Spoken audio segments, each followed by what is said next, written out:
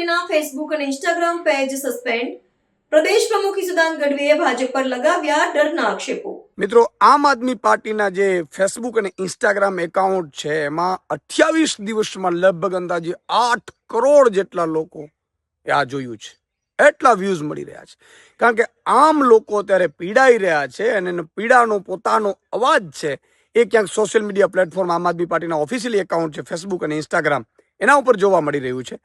ત્યારે આટલા બધા વ્યૂઝથી આટલું બધું રિસ્પોન્સ મળી રહ્યો છે, ચૂંટણીમાં અત્યારે બધો પ્રચાર થઈ રહ્યો છે, ત્યારે ભાજપ એટલું ડરી ગયું છે કે એના ઇશારે ફેસબુક અને ઇન્સ્ટાગ્રામ ઓફિશિયલી એકાઉન્ટ આમ આદમી પાર્ટીના છે સસ્પેન્ડ કરાવી દીધા. ગજબ છે. લોકો બધા બહાર નથી આવી શકતા. લોકો પોતાની પીડા છે સોશિયલ મીડિયાથી ઠાલવતા હોય અથવા તો ઇન્ટરેક્શન કરતા હોય.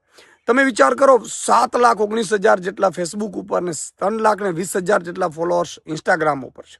આ કોણ હતા? એ આમ આદમી હતા જે પોતાની આ સિસ્ટમની વિરુદ્ધ ને જેની સામે પીડા છે એ લોકો હતા. ત્યારે આ રીતે સોશિયલ મીડિયા હેન્ડલ પરથી પણ જો ડરી જવું, મને લાગે છે કે આમ આદમીની આ પહેલી જીત છે કે આટલું બધું ભાજપ ડરી ગયું છે અને એના કારણે નવા ગતકડા લાવી અને કોઈને કોઈ રીતે સોશિયલ મીડિયા આમ આદમી પાર્ટીના પેલા નેતાઓને જેલમાં નાખ્યા, FIRઓ કરી અને હવે સોશિયલ મીડિયા ઉપર પણ જોવા મળી એની અસર. ખેર, ગુજરાતની જનતા ખૂબ જાગૃત છે, સમજદાર છે.